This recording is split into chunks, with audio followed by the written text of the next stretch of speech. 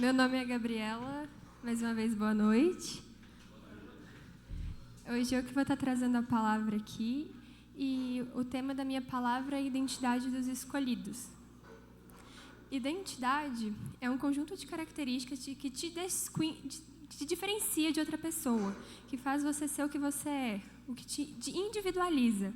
Só que a identidade em Deus, ela significa criatura nova. É quando você aceita Deus como seu Salvador, quando você se renova nas águas. Isso é a identidade em Cristo. A identidade, ela é uma soma. Ela é uma soma de origem e destino. Qual que é a origem de vocês? A mãe e o pai. Vocês sabem qual que é a sua origem de verdade? Pois descubra agora que tu é adotado. Você vem de Deus. A sua origem é de Deus, o Pai. E o seu destino é a casa, o céu. Sabia que você não vai conhecer o céu, você vai retornar para a sua casa. Esse é o seu destino. E é o seu objetivo final de vida, se chama o destino. E para a gente falar de destino, a gente fala como é formada a identidade. A identidade ela é uma soma de experiências que você teve ao decorrer da sua vida, até agora. O que rege, na verdade, as suas experiências é sempre a forma como você reage, antes e depois. É o que te faz amadurecer de verdade. E para isso a gente tem que falar de passado. Mas o passado, o erro de muitas pessoas é achar que o passado ele define a sua identidade. É aceitar o passado como algo que define a sua identidade, sendo que não define.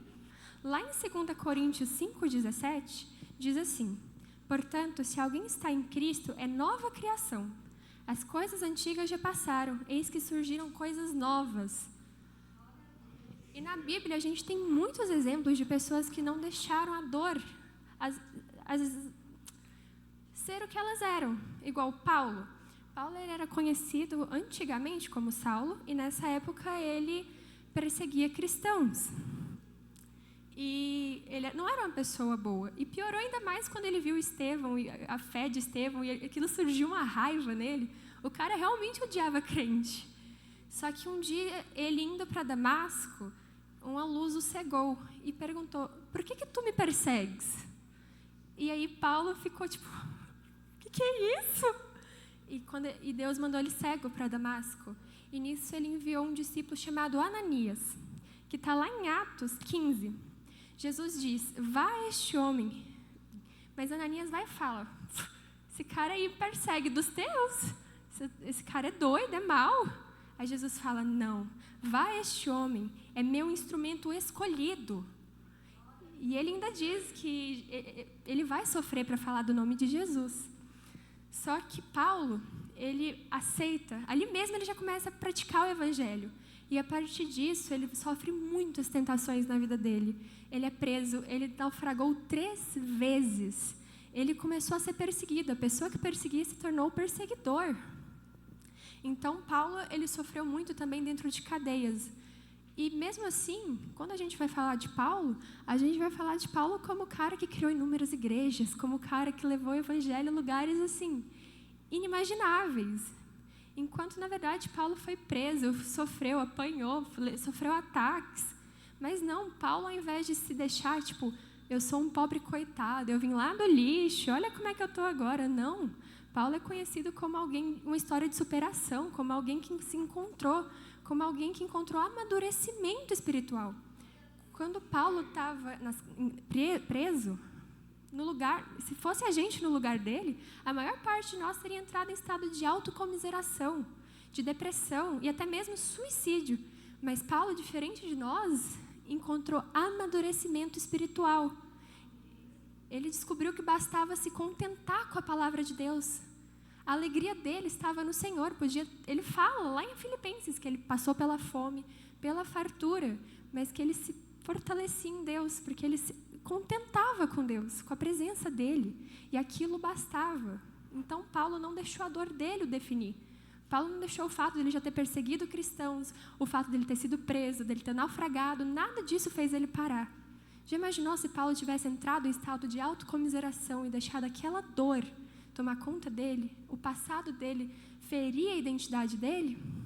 Talvez Paulo não teria feito metade do que ele fez. Se ele não tivesse escolhido aceitar que ele tinha uma identidade preparada por Deus e que essa identidade não era o passado dele, ele não teria feito tudo o que ele fez. Outra pessoa muito importante é Raabe. Raabe, a história dela está lá em Josué 2. Raabe era uma prostituta que cultuava outros deuses em Jericó. E Jericó, naquela época dos deuses pagãos, qualquer pessoa que iria contra aquilo tinha chance até mesmo de morrer, porque era algo muito firmado a questão da cultura dos deuses pagãos. E mesmo assim, Deus escolheu Raabe, uma pessoa muito improvável, né? Que quando a gente pensa em Raabe, a gente não pensa só prostituta que cultua outros deuses, né? A gente pensa como uma pessoa que abrigou os espias de Josué, a pessoa que faz parte da descendência de Jesus, a mãe de Boaz. E Raabe tinha tudo para se deitar e rolar lá. Tipo, eu cultuei outros deuses, eu não tinha que estar aqui, eu não mereço estar aqui. Eu não sou nada, eu sou só uma prostituta, mas não. Quando a gente vai buscar sobre Raabe, a gente vê que as pessoas se dirigem a ela como uma mulher de fé, de coragem, um exemplo de coragem. Coragem que a gente devia cultuar, porque tem que ser muito corajosa para, abrigar 2 espias de Josué naquele tempo. E outra coisa muito incrível de Raabe, só um segundo, é que lá em Josué 2, ela assume que ela acredita no nosso Deus. Ela diz assim: antes que os espiões se deitarem, Raabe subiu ao terraço e lhes disse: sei que o Senhor deu a vocês esta terra. Vocês nos causaram um medo terrível, e todos os habitantes dessa terra estão apavorados por causa de vocês, pois temos ouvido como o Senhor secou as águas do Mar Vermelho perante vocês quando saíram do Egito. E o que vocês fizeram a leste do Jordão com Seom e Og, os 2 reis amorreus que vocês aniquilaram. Quando soubemos disso, o povo desanimou-se completamente. E por causa de vocês todos, perderam a coragem, pois o Senhor, o seu Deus, é Deus em cima nos céus e embaixo na terra. Ela estava assumindo que aquele Deus realmente era poderoso. Era poderoso para ela. Existia. E foi tão poderoso que mudou a realidade ruim daquela mulher. Ele a transformou na descendência do filho dele, de Jesus. Ela não era pouca coisa. Não foi só uma prostituta, uma pessoa que cultou outros deuses. Fez parte da descendência de Jesus. Era uma mulher de coragem, de fé, a qual a gente deve seguir o exemplo.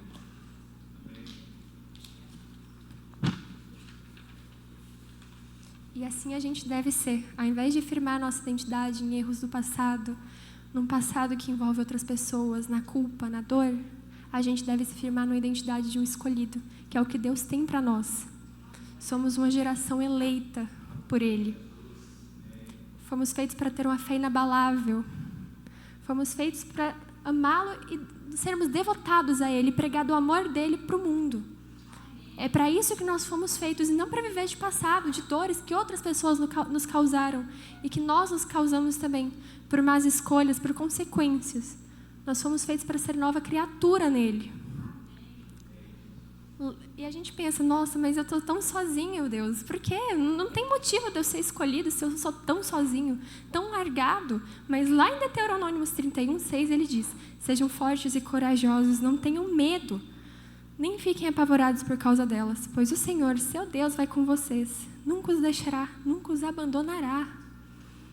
Então, quando você assume a identidade de um escolhido, você diz para si mesmo e para todos: Deus está na minha frente, não sou eu quem luto as minhas lutas. E agora eu vou falar sobre a gente firmar essa identidade. Mas a gente precisa entender que nós somos criados por Deus, a imagem e semelhança dEle, nós somos nova criatura, somos filhos dEle, amigos dEle, somos sacerdócio real e templos do Espírito Santo, somos livres. E isso a gente é antes mesmo de aceitar Jesus. Antes de você nascer, Ele lavou os seus pecados com o próprio sangue para livrar você das suas iniquidades, do seu mal. Então, por que a gente insiste tanto em procurar afirmar a identidade em coisas superficiais, em coisas do mundo, em moldar nossa identidade numa coisa daqui, se nosso coração não pertence a esse lugar? Se nosso coração não passa de algo peregrino aqui na Terra? Por quê? E uma pessoa que ela firma a identidade de verdade em Deus um dia, que ela se assume como escolhida, ela não larga. Ela não larga. Mas para isso a gente precisa aceitar Jesus no nosso coração. Jesus não entra no seu coração sem você deixar. Jesus não diz, eu vou entrar, acabou. Não. Primeiro você procura Ele. Se você o procurar, você o acha. Lá em Apocalipse 3:20 diz assim, eis que estou à porta e bato. Se alguém ouvir a minha voz e abrir a porta, entrarei e cearei com ele, e ele comigo. Então Deus, Ele não vai chegar em você e vai falar, eu vou entrar por bem ou por mal, mas eu vou entrar. Não, Ele quer que você busque, que você se proste, que você diga, eu estou arrependido de ter sido quem eu era, eu quero ser nova criatura. Deus, mas eu preciso de você para me libertar. Você precisa dEle. Você não consegue sozinho. Sem Ele você não é nada. O que te torna forte, o que te torna um profissional bom, uma pessoa boa é Deus. É Ele quem te sustenta. Ele é a base de tudo. Tudo. E quando você aceita isso, a sua realidade muda. Não estou falando que você vai aceitar Jesus para ganhar dinheiro, para ficar rico, para ficar famoso, não. Você vai aceitar Jesus para fazer assim como Paulo, se contentar com a presença dEle. Porque ela é boa e perfeita em todo o tempo. Como eu tinha dito, nós somos uma geração eleita e a gente tem que aceitar isso. Lá em 1 João 2,14 diz assim, jovens, eu escrevi a vocês porque são fortes e em vocês a palavra de Deus permanece. Mas como assim a palavra de Deus permanece? Nós somos fortes? Nós somos fortes, mas somos fortes porque a palavra de Deus permanece na gente. Nós temos tudo para sermos uma geração forte. Não viver à base do modismo do mundo. E moldar a nossa identidade no Senhor, que é o certo.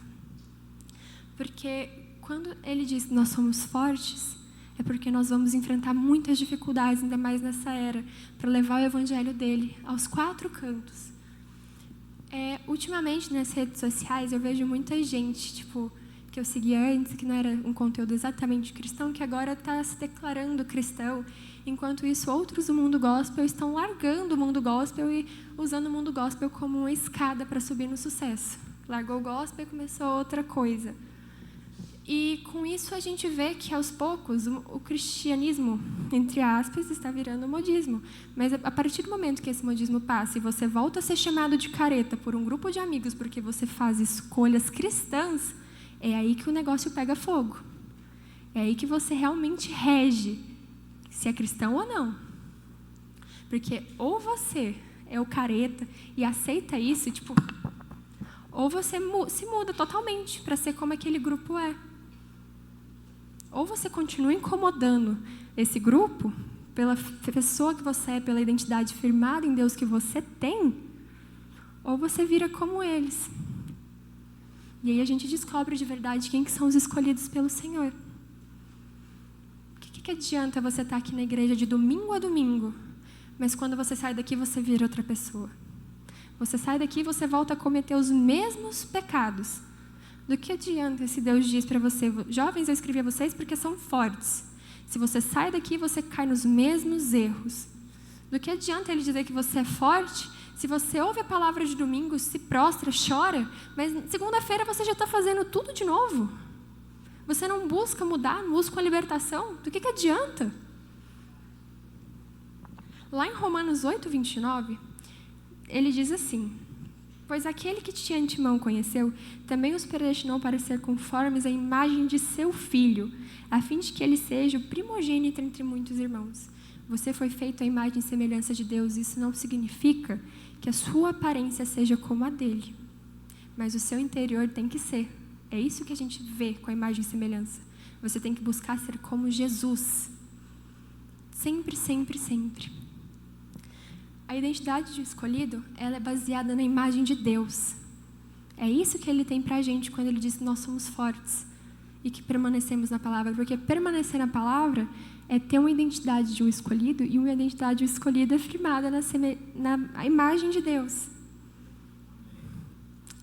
E nisso você entende que você vai estar numa busca incessável por perdão, para perdoar, para se abster do orgulho, da consagração. Você vai atrás da santidade constantemente. Você não para de pecar. Você nunca vai parar de pecar. Só que quando você está com a identidade firmada em Deus, é diferente. Igual Pedro. Isso está lá em Mateus 25. Jesus falou, você vai me negar. Aí Pedro falou, não, vou não. Como é que eu ia fazer isso contigo, Jesus? Jamais. Aí veio um, você é dele, né? Aí o segundo, você também, né? Você é dele, não é? Aí Jesus, não. Mas a terceira pessoa chega e fala, o seu modo de falar é como o dele. Você é um dos dele, né? Então, quando você tem uma identidade formada por Deus, você é como ele. É fácil saber quem você é. Porque você transparece Jesus, você espelha Jesus. E é o que a gente deve fazer. Do que adianta eu vir aqui falar que eu vou à igreja, que eu gosto de louvores, se eu não ajo como Jesus, se eu não procuro perdoar o meu irmão, se eu não procuro me perdoar, não procuro uma constância com Jesus, se eu não busco fé. Quando eu falo que você tem um pai, é porque você tem um pai. É um pai para você fazer orações sujas e se jogar ali, pai, eu não consigo mais, mas eu preciso do Senhor, porque se eu não consigo, é porque o Senhor vai me ajudar. Porque o Senhor é meu pai e o Senhor vai me ajudar. Quando eu digo para vocês fazerem orações sujas, se você está passando por um pecado, chega para Ele e fala. Porque a gente entende que é meio vergonhoso, mas não é. A Bíblia manda a gente confessar. Então façam orações sujas. Digam para Ele os seus pecados, digam as suas vontades, até as mais sujas, mas falem. Porque é Ele quem vai te libertar.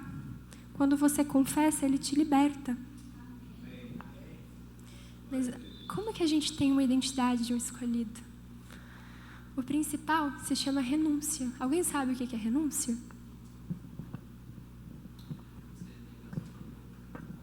Você nega a si mesmo. Você se confronta. E uma coisa interessante é que o carnal, sabe como é que você mantém o carnal? Você cede. Você só cede. Mas o espírito, você precisa de um jejum constante. Um devocional constante. Você precisa estar com constância no Senhor. Você nega a si mesmo todos os dias, dizendo assim para Deus e para si mesmo, Deus, eu permito que o Senhor me consuma por inteiro, que eu seja batizado em Ti todos os dias. Quando você renuncia, é isso que você diz. Muitas vezes também a gente tem que renunciar o nosso Isaac, uma coisa que a gente gosta tanto, em prol de algo maior. Só que muitas vezes, ou a gente pensa que é só em prol do algo maior, ou que não existe esse algo maior. Mas a verdade é que Deus sempre tem algo planejado para mim, para você e para todos nós. E muitas vezes o algo maior que Ele tem para você exige um caminho difícil. E muitas vezes você pensa, meu Deus, que injustiça! Não pode ser. Eu estou fazendo tudo certo. Mas a verdade é que Deus quer ser glorificado. E para isso Ele faz com que você se confronte. Você tem um confronto consigo mesmo. E esse confronto é necessário para você entender o que tem de errado com você. É necessário para que você entenda os seus pecados. Porque você só entende como a pessoa é quando ela está no momento difícil dela. E aí você conhece como é que a pessoa é de verdade. E por isso você precisa ser confrontado consigo mesmo. Eu sei que pelo menos metade aqui já ganhou algo hoje e queria muito tempo antes e pensou, caramba, ainda bem que eu não recebi isso antes, porque eu não tinha maturidade para lidar com isso. Eu não tinha nenhuma maturidade para lidar com isso. A renúncia também, ela sempre vai envolver perdão. Muitas vezes a gente pensa, caramba, essa pessoa não merece ser perdoada. Não dá. Mas você vai lá e se nega, porque Jesus faria isso. Jesus perdoou os que menos mereciam. E é assim que a gente deve ser. Perdoar sem nem ao menos ter recebido um pedido de perdão. E assim também pedir o perdão. Porque a gente vive em constante orgulho. O ego é muito inflado. E muitas vezes a gente deixa de pedir perdão quando deve. A gente pensa, está resolvido, a pessoa já esqueceu, nananã, mas a Bíblia pede para a gente pedir perdão. A Bíblia é uma matemática, e isso é muito incrível, porque você vai lá e perdoa 10, Deus quer que você perdoe 11. E assim é para a sua vida toda, perdoando como se não houvesse amanhã e sendo perdoado. Porque você tem que lembrar, da mesma forma que você não tem vontade de perdoar outra pessoa, um dia pode ser você. E mesmo assim, Jesus perdoaria. E a gente também entende que quando esse caminho difícil vem, a dificuldade vem, não é só para a gente ser confrontado, é para a gente entender que nós somos valorizados, é para a gente se valorizar, entendermos que Ele nos ama e que nós somos valorizados por Ele. Porque em algum momento da sua vida eu tenho certeza que você se sentiu muito sozinho e nada valorizado e buscou em coisas muito superficiais. Mas Deus te coloca em confronto consigo mesmo diariamente. E quando você busca resolver esse conflito em Deus, é diferente. Porque você encontra uma saída dentro dos propósitos dele. Você encontra um amadurecimento espiritual, assim como Paulo. Você se contenta com a presença dele. Você se contenta com o Senhor. Você entende que você não precisa de muito para ser feliz. E eu não estou falando para você nunca mais ser triste, para você não ter raiva, nada disso, igual Jesus sentiu raiva. Mas a diferença é que ele não entregou esse sentimento, ele não se entregou a esse sentimento, que é o que a gente muitas vezes peca, se entregando à ira, à impulsividade. Enquanto, na verdade, a gente podia só simplesmente, Deus, me ajuda, eu estou morrendo de raiva, eu preciso de você. E outro ponto muito importante quando a gente está falando de firmar uma identidade no Senhor é guardar os nossos corações. Alguém sabe o que é guardar o coração? De cada vez. Aí eu sempre quis fazer essa piada. Quando procurar guardar o seu coração significa preservar o melhor de Deus para ti. Porque isso daqui ninguém vê. Você precisa preservar uma coisa que ninguém vê. Igual lá em Samuel, 1 Samuel 16:7, é a história de Davi, né? O Senhor, contudo, disse a Samuel: não considere a sua aparência nem a altura, pois eu o rejeitei. O Senhor não vê como um homem. O homem vê a aparência, mas o Senhor vê o coração.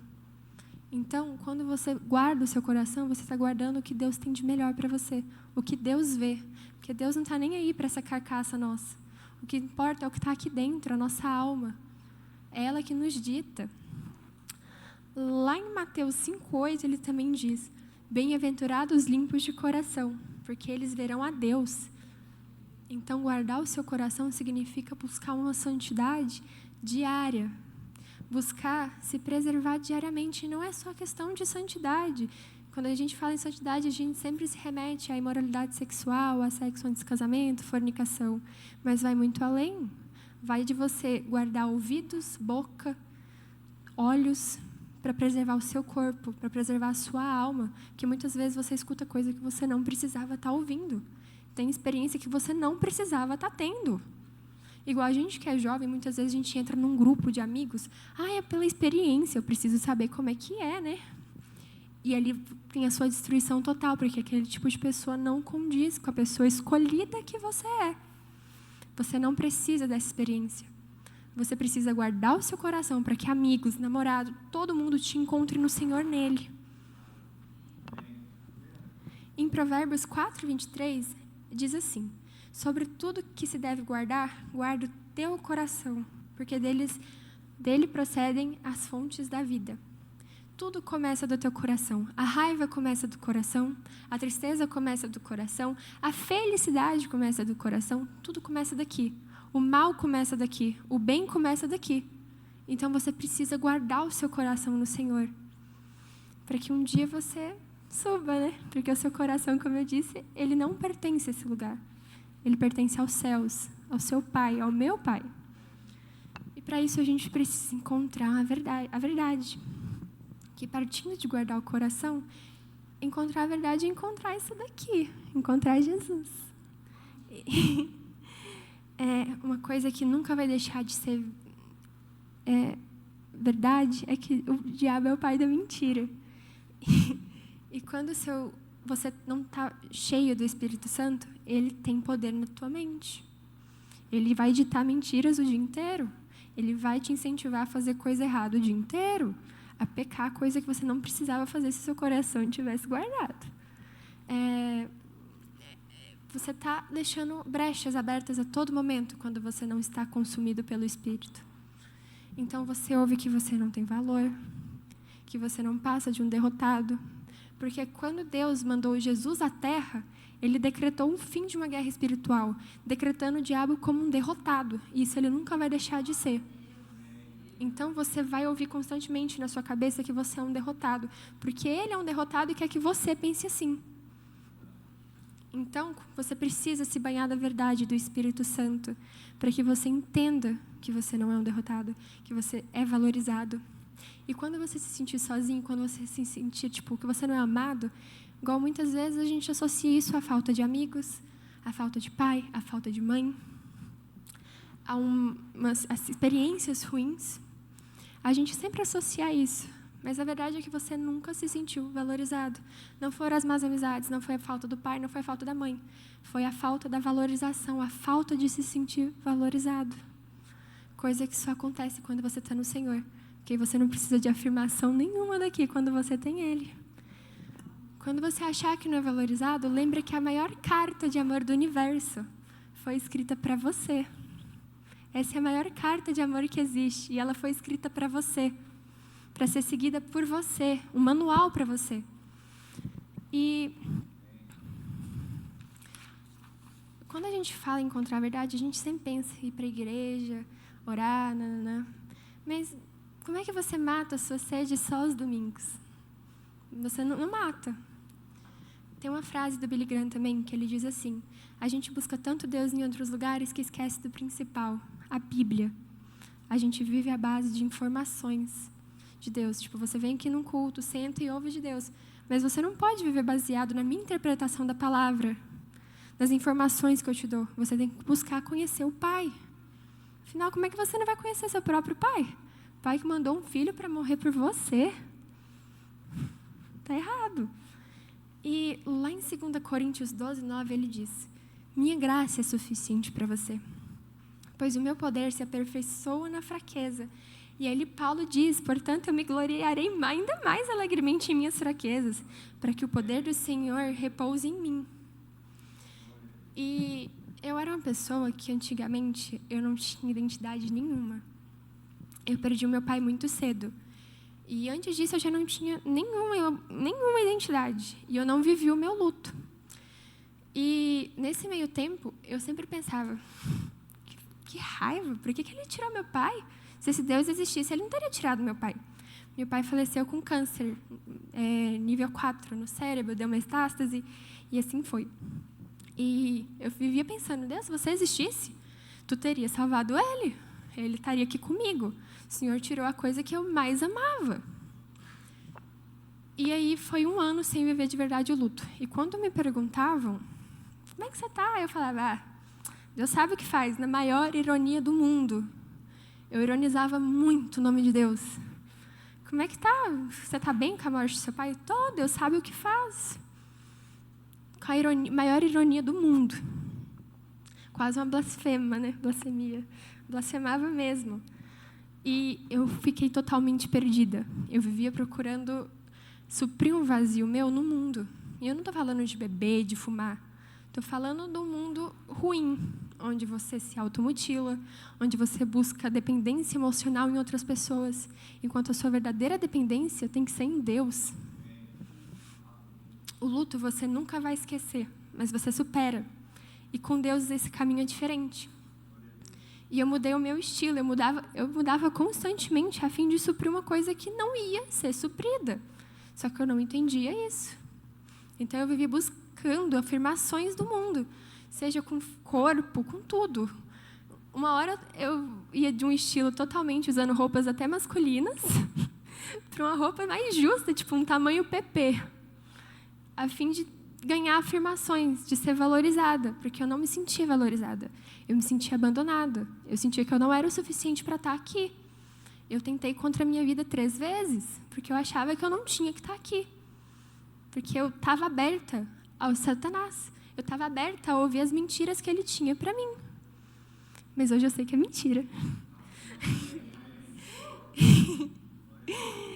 E depois de 2 anos, eu comecei a frequentar uma igreja perto de casa e eu comecei a me interessar mais pela palavra. Eu ainda estava bem diferente, eu era uma pessoa... Sabe aquele Twitter em pessoa? Que ninguém quer ficar perto? Eu era assim. E de um tempo para cá, eu comecei a entender o que eu era de verdade. E que aquela pessoa que tinha uma carcaça totalmente dura, na verdade, era uma pessoa muito mole de coração. E que só precisava conhecer a Deus para entender que ela tinha valor. E que ela podia mostrar para outras pessoas que elas também têm um valor imenso. Que elas são luz para o mundo. Que elas são o sal da terra. É isso que vocês são. Vocês são pessoas amadas, valorizadas.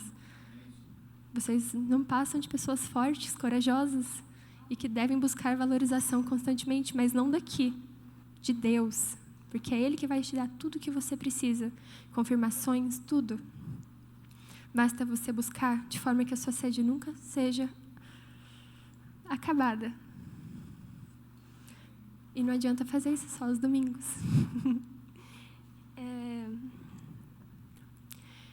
Quando a gente se sente abandonado, a gente não percebe que tem pessoas ao nosso redor. A caminhada com Deus não significa que você vai parar de ter sofrimento, igual. Não significa que eu parei de sentir saudade do meu pai. Só que significa que Deus agora, Ele botou pessoas na minha vida para me ajudar a lidar com isso. Deus colocou vontade de viver na minha vida. Deus me apresentou pessoas que hoje eu posso falar, meu Deus, eu sou amada. Mesmo que às vezes algumas paranoias batam, eu sei exatamente que elas gostam da minha presença. E que mesmo se não gostasse, Jesus gosta. E o que tiver de errado, Ele vai moldar em mim. E vai moldar em você, em todos nós. Basta você buscar. Basta todas as vezes que você for confrontado pelo Espírito, você, ao invés de murmurar, que muitas vezes o diabo ele comete injustiças contra você, para que você murmure contra Deus. Mas aí você fala, porém Deus é meu Pai. Deus é tudo que eu tenho e é aqui que eu fico, é com Ele. É me prostrando e dizendo, Pai, eu preciso da Tua ajuda, porque sozinho esse caminho não dá e nunca vai dar. Eu preciso do Senhor hoje, amanhã e para sempre. O Senhor sabia da minha existência, eu fui planejada por você. Você foi planejado antes mesmo dos seus pais saberem que você ia nascer. Muito antes. Você não é uma pessoa filha da mentira. Você é filho de Deus. Você é um sacerdócio real. Você é templo. Então, preservem seus corações, encontrem a verdade. Porque está aí o segredo para viver alegremente. Venha a felicidade, venha a tristeza, venha a raiva, venha tudo. Mas tudo você pode naquele que te fortalece. Eu não estou dizendo que você pode abandonar a sua escola agora e viver, tipo, eu estou rico. Não, eu estou dizendo que você pode estar passando fome, necessidade, que Deus te fortalece. Você pode estar passando por um momento muito difícil e você pensa, não dá, agora acabou, cansei, chega. Ele te fortalece, mas você tem que buscar, você tem que procurar saciar essa sede. E essa sede, ela nunca vai ser saciada. Mas por isso mesmo, você tem que buscar saciá-la de forma insaciável, para que você encontre frutos, para que frutos sejam semeados na sua mente, para que junto à sua identidade você também entenda o seu propósito, porque você tem um propósito. E se em algum momento você sentiu que não tinha, que você não é nada, saiba que Deus tem um propósito para você. E Ele não é pequeno. Ele nunca vai ser pequeno. Basta você enxergar além. Basta você buscar assumir os seus pecados, confessar a imundície que tem em você, confessar os seus pecados, os seus erros, a raiva, a ira, a aflição, a dor. Confesse. Se ajoelha no seu quarto e ora. Como que você quer um ministério enorme se você não consegue entrar no seu quarto e chorar? Chorar constantemente na presença do Senhor. Hoje em dia é fácil ver um filme de 2 horas, mas quando a gente fala para um adolescente, vamos orar 2 horas? Meu Deus. igual teve um seminário aqui na igreja, chamado Oficina das Almas. E foi incrível. E pediram para a gente não fazer uso do celular. Eu não acho muito difícil, mas eu fiquei pensando, gente, tem gente aqui no lugar que estaria murmurando há horas para a gente não estar usando o celular. Tipo, é tão difícil assim, deixar o seu celular de mão um tempinho para fazer a vontade de Deus? Então, o seu celular é uma prioridade maior, a sua série é uma prioridade maior do que Deus? Às vezes, a gente deixa Deus para a última hora. E isso é triste, né? Porque, já pensou se fosse o contrário? Se você fosse todo feliz para Deus, Deus, meu dia foi assim, e Ele, agora eu não tenho tempo. Deus, eu estou tão mal, eu preciso do Senhor. Tenho tempo agora? Não rola agora. Já imaginou se fosse o contrário? O tanto que ia ser doloroso, o tanto que você ia se sentir frustrado, mas mesmo assim, quando você deixa Ele de última hora, Ele ainda te ama. Só que você deixa de viver coisas incríveis na presença do Senhor. Quando você se derrama na presença dEle, você todos os dias se torna uma nova pessoa. Você nega a si mesma constantemente em prol de aceitar Jesus, que você seja consumido pelo fogo dEle todos os dias da sua vida. Os 3 pontos acima englobam muita coisa, pecados, muitas coisas, mas são os principais pontos para você ter uma identidade firmada em Deus. Algo que é essencial, principalmente nos dias de hoje. Nós estamos vivendo a era de avivamento, estamos vivendo uma era onde a gente tem que se firmar constantemente, porque esse mundo não está fácil. As influências são difíceis. E se você não tem uma identidade firmada, você é moldado pelo mundo. E não é isso que Deus quer para você. Deus quer que você entenda que você é valorizado, amado, que você negue a si mesmo e assim você o receba. Você está dizendo, Deus, eu me derramo sobre Ti, eu quero a Tua presença e só isso me basta. Eu só preciso de Ti e é só dele que você precisa mesmo. Deus fala a todo momento na Bíblia que o seu passado não te pertence. Porque quando Ele fala, as minhas leis são para os homossexuais, os que matam, os que roubam. Você nunca viu na Bíblia Ele falando, as minhas leis são para os que roubaram, para os que mataram, para o passado. É sempre para o presente, porque a Bíblia está constantemente te afirmando que o seu passado ele não te pertence. Que quando você se arrepende de coração, que você se prostra, que você diz, eu estou arrependido, você é nova criatura. A Bíblia está constantemente dizendo que você é puro. A Bíblia nunca te condenou pelo seu passado. Ela te condena por você escolher viver esse passado ainda. Porque você sempre vai ter 2 escolhas. Ser servo de Deus ou escravo do pecado.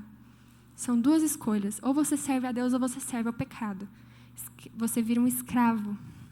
Eu acho que ninguém quer ser escravo de dor, de sofrimento, de medo, de acusação constante, de culpa, de sofrimento. Porque muitas vezes eu acho que metade aqui está quase dormindo e lembrou de uma situação no passado e fica, meu Deus, por que eu fiz isso? Por que eu tive que fazer isso? E muitas vezes também você está lidando com uma consequência de uma coisa errada que você fez e você pensa, não devia ter feito isso? Meu Deus, não é possível. Isso foi muito burro. Foi mesmo, porque muitas vezes Deus alerta. Deus fala, não faz não, porque isso aí vai dar ruim. Você teme e faz. Você nem pensa, vai lá e faz. Tipo, isso acontece muito em grupos de amizade. Só se vive uma vez. Só se vive uma vez. E esse só se vive uma vez, põe em jogo a sua salvação. Não existe só se vive uma vez. Ah, mas eu vou fazer porque depois Deus vai me perdoar. Ele vai te perdoar por outras coisas, mas você está pecando sabendo que é errado? Sabendo disso só porque Ele vai te perdoar depois? Você está fazendo isso com a pessoa que morreu por você? Por a pessoa que escreveu uma carta de amor por você de 1000 e tantas páginas? Não é possível. Você está fazendo isso por uma pessoa, pelo Espírito. Algo que criou você, que gerou você, que te planejou, que tem uma vida inteira para você. E não significa que o caminho não seja fácil, porque ele não vai ser. Principalmente a caminhada cristã, ela é cheia de obstáculos. E ou você vence esses obstáculos ou você cai neles. Assim como Pedro. Pedro negou, mas logo depois dessa mulher ele foi lá e me prende. Eu sigo ele. Pedro não deixou de ser firmado. Porque pecou, Pedro não deixou de ser reconhecido como alguém de Deus. Pelo contrário. E a Bíblia ela coloca pessoas que erraram muito, mas que não deixam seu passado ser aquilo que elas são. Pelo contrário.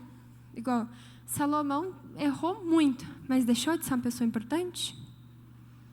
Não. A gente condena, claro, atitudes, mas ele não deixou de ser uma pessoa importante. Davi errava, mas Davi, depois de perceber os pecados, ele se jogava na presença de Deus.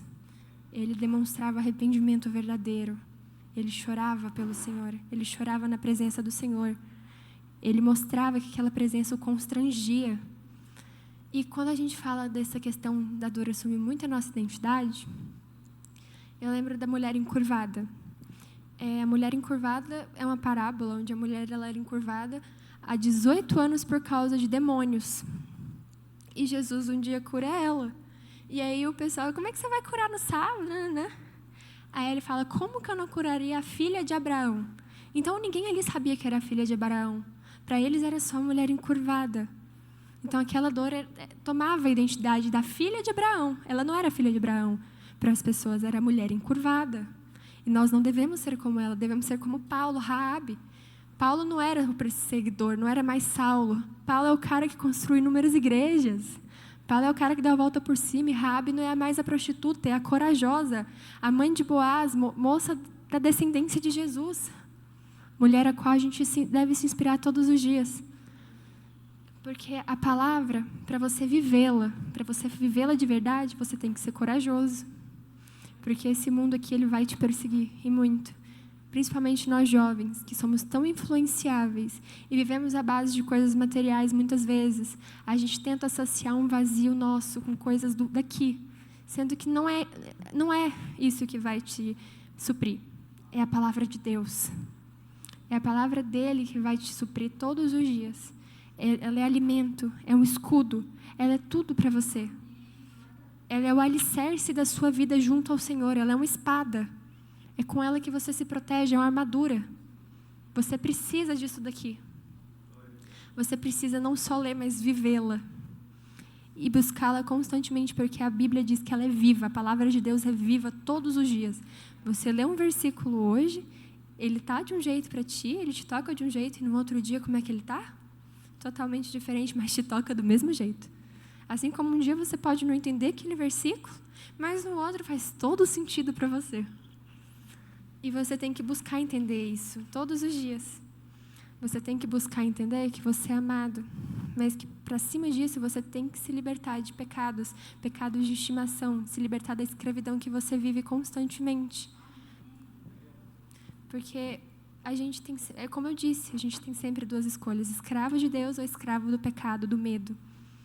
Ou você serve ou você é só escravo. E disso você não passa. Porque o que te torna forte é Deus. O que te faz único é Deus. O que te faz ser valorizado é Deus. Não é pai, nem mãe, não é irmão. Não é nada disso, é Deus. Pai e mãe não suprem a presença de Deus. Amigos não suprem a presença de Deus. Namorado não supre a presença de Deus. É Deus que se supre. E nada além disso. A palavra dele te basta. Mas acima disso, ele tem que te bastar. Você tem que se contentar nele. E não nas coisas daqui. Porque sem nada você veio e sem nada você vai voltar. Mas você ou volta para ficar com Deus, ou você nunca mais vai senti-lo de novo. E é isso.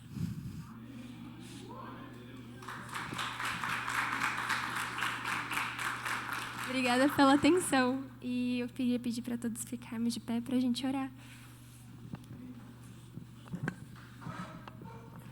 Diz para a pessoa do seu lado que ela é especial, que ela é amada, que ela é mais importante do que pensa.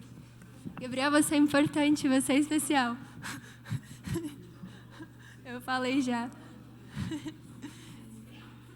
Você é amado. Você não é o medo do teu passado, você não é um escravo. Você é um sacerdócio e não deve esquecer disso. Você é templo do Senhor. Então cuidem do seu templo, guardem seus corações, porque você é templo do Senhor. Sejam a imagem e semelhança dele todos os dias. E quem quiser dar a mão, fica à vontade para orar, para adorar. Senhor Deus e Pai, venho te chamar esta noite, Pai, para que o Senhor nos consuma com o teu sangue. Que o Senhor nos faça entender que nós somos amados, que nós somos valorizados por Ti. E que não tem demônio nenhum nesse mundo que diga o contrário, que dite o contrário, porque ele não tem poder em nossas vidas. A única autoridade que nós damos em nossas vidas, Senhor, vem de Ti, e nada além. Só a Sua vontade é feita, Pai. Nós precisamos de Ti, Pai, porque sem Ti nós não somos nada. Precisamos de Ti para sermos curados, para sermos amados, para sermos pessoas melhores, porque sem Ti nós somos podres. Nós não somos nada. Nós somos fracos, nós não somos nada, nada, nada. Pai, eu te peço que nos consuma com Teu fogo, com Teu Espírito, que sejamos sempre consumidos pela Tua honra, pela Tua glória, que possamos glorificá-lo todos os dias das nossas vidas, que possamos viver em Ti, Pai, que possamos depositar o perdão, que podemos perdoados por Ti, Pai, que possamos entender que nada nesse mundo é maior do que Ti, e que a Tua grandeza é muito maior do que a gente pensa. Que nós somos amados, que nós somos perdoados, que nós não somos condenados por Ti. Precisamos de Ti para ser forte, para sermos fortes, Pai. Precisamos de Ti para vencer esse mundo. Precisamos de Ti, Pai, porque sem Você não somos nada. Nós precisamos da Tua honra, da Tua grandiosidade, da Tua força. Nós precisamos voltar para a Tua casa, Pai.